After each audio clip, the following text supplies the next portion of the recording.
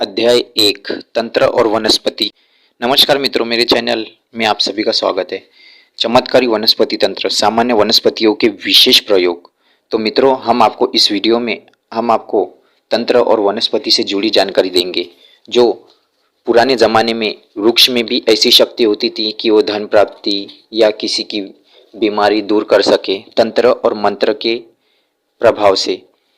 तो मित्रों, प्राचीन आयुर्वेदिक शास्त्र और तंत्र ग्रंथों में ऐसी असंख्य वनस्पतियों, जड़ी बूटियों और फल फूलों का उल्लेख मिलता है जो अमृत जैसे प्राणदायक और विष जैसे संहारक है।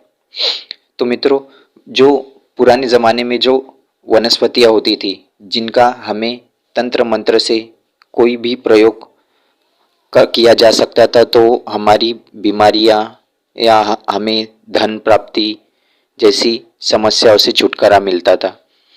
तो आज भी ऐसी जो जड़ी बूटियाँ हैं जिनके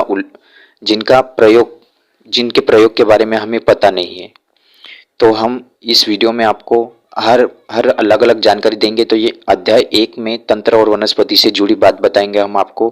प्रयोग का भेद से अमृतोपम वनस्पति घातक और मारक वनस्पति पोषक हो जाती है। यानी प्रयोग हम जिस भी प्रयोग को हम करते हैं, तो वनस्पति कोई घातक होती है या कोई मारक वनस्पति होती है, तो इसकी जानकारी हमें नहीं होती।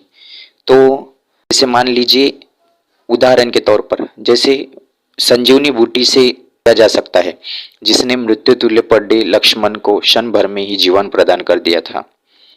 तो मित्रों, संजीवनी जड़ी बूटी से मृत्यु तुल्य पड़े भगवान राम के भ्राता लक्ष्मण को क्षण भर में ही जीवन प्रदान कर दिया था।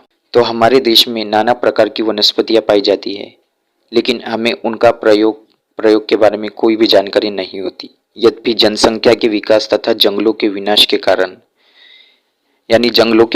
कारण अनेक उपयोगी वनस्पतियां अब धीरे धीरे गुप्त होती जा रही है, विलुप्त होती जा रही है, अदृश्य होती जा रही है। फिर भी अभी अनेक वनस्पतियां तथा वृक्ष है जिनका मंत्र तंत्र यंत्र प्रयोग के लिए काफी महत्व है। तो हम इस वीडियो में आपको उन्हीं तंत्र मंत्र और यंत्रों के बारे में बताएंगे, या उनके रोग, आरोग्य, धन प्राप्ति, भय निवारक, अस्त्र शस्त्र, वशीकरण, सम्मोहन, मारण, हर प्रकार की जो जानकारी है वो हम आपको इस वीडियो में बताएंगे। अलग अलग जानकारी होंगी तो अलग अलग वीडियो में बताएंगे। तंत्र प्रयोग और औषधि रूप में एक ही वनस्पति प्रयुक्त की जा सकती है, हो सकती है।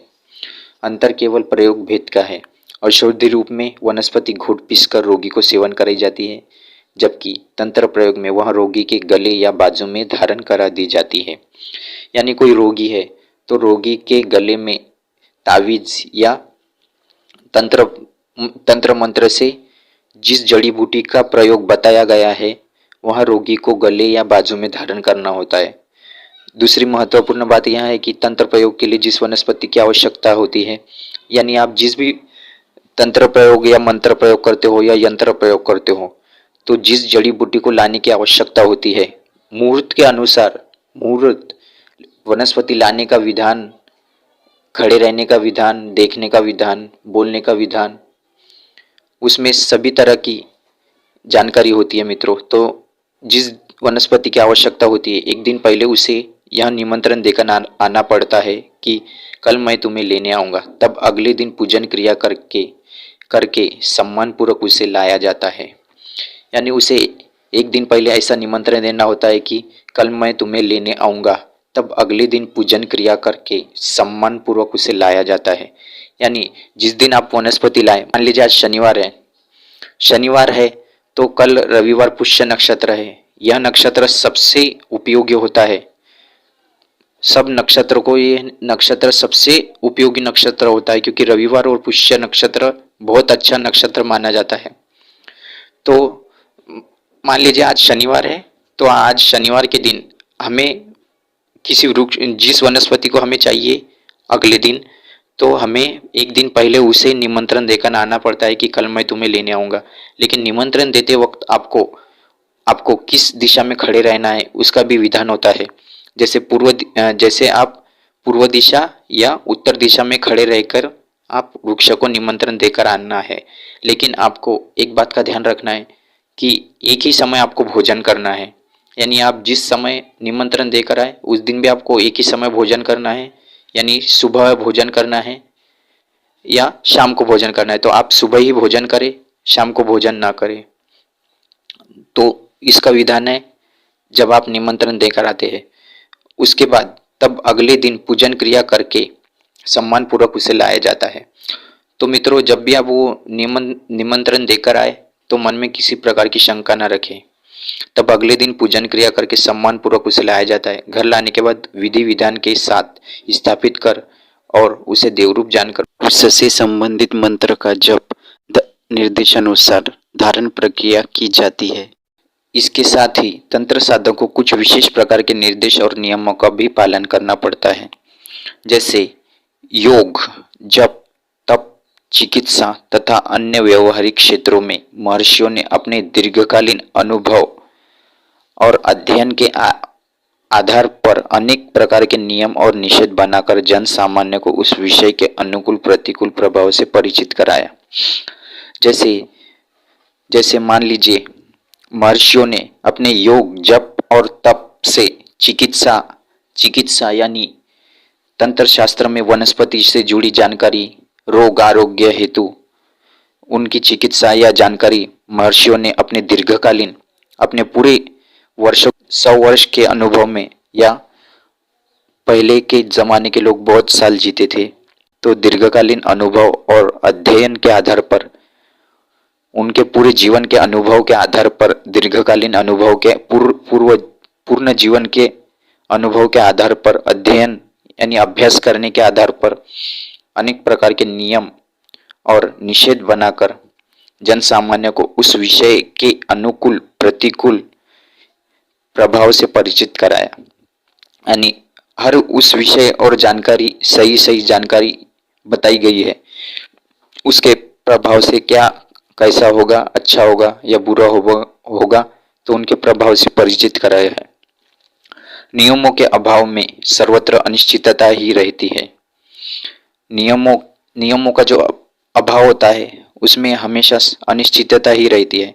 न तो कोई कार्य व्यवस्थित रूप से संपन्न होता और न उसकी निश्चित परिणति ही होती। यानी महर्षियों ने जो जानकारी हमें बताई है, अगर नियमों से उनके प्रभाव से नियमों से अभाव में सर्वत्र अनिश्चितता ही रहती। अगर मान लीजिए जो कार्य हमें सौंपा गया है, अगर उसके बारे में हमें सही ढंग से पता ना हो तो वह कार्य सही रूप से संपन्न हो पाता या नहीं हो पाता, तो इसकी जानकारी हमें नहीं होती। तो इस वजह से कार्य व्यवस्थित रूप से संपन्न होता और न उसकी निश्चित परिणति होती। सब कुछ अंधकार में अनुमानित, शंका और द्वंद के बीच झूलता रहता मनुष्य। कार्य सिद्धि, सुगमता और निश्चित परिणाम के लिए नियमों का महत्व सर्वोपरि है। अध्यात्म के क्षेत्र में तो नियमों का प्रतिबंध बहुत ही कठोर है। तनिक सी चूक, शिथिलता अथवा प्रमाद से साधना निष्फल हो जाती है। यानी आप एक गलती भी करते हैं तो आपकी साधना निष्फल हो जाती है। तो इस बात का ध्यान रखें आप कभी भी। जिस प्रकार स्वास्थ्य विज्ञान का नियम है कि दूध में नमक या नींबू मिलाकर सेवन नहीं करना चाहिए, क्योंकि ऐसे मिश्रण से दूध के मौलिक तत्व नष्ट हो जाते हैं और वह विषाक्त हो जाने से हानिकर भी हो जाता है। ठीक उसी प्रकार साधना के क्षेत्र में भी अनेक प्रकार के नियम निर्धारित किए गए हैं। जैसे नियमानुकूल साधना निरापद और लाभप्रद रहती है, जबकि नियम विरुद्ध साधना का परिणाम असफलताजनक और दुखद होता है। तो हमेशा आप एक ही बात का ध्यान रखिए कि आप अपने मन से ना करें। जिस भी साधना में जिस प्रकार प्रयोग बताया गया है उसी प्रकार करें, आप अपने मन की न चलाएं। तो इस बात का ध्यान रखें, क्योंकि तंत्र साधना बहुत ही कठिन साधना होती है। तंत्र, मंत्र और यंत्र से जुड़ी साधना बहुत कठिन साधना होती है। इनमें किसी भी प्रकार के अपने मन से कोई काम ना करें। यानी साधना में आप चाहते हैं कि मैं ये ऐसा करूँगा तो इसका प्रयोग ऐसा होना चाहिए, तो नहीं होता, उसका उल्टा प्रभाव होता है। तो इस बात का ध्यान रखें, ऐसा ना करें। तो इसलिए नियमों की अनिवार्यता साधना के सभी क्षेत्रों में समान रूप से स्वीकार की गई है, तो इस बात का ध्यान रखें मित्रों। अगले वीडियो में हम आपको नियम और निर्देश के बारे में बताएंगे, मुहूर्त के बारे में। ओके मित्रों, आज के लिए बस इतना ही। आप सभी को मेरा वीडियो कैसा लगा कमेंट करके ज़रूर बताएं। धन्यवाद।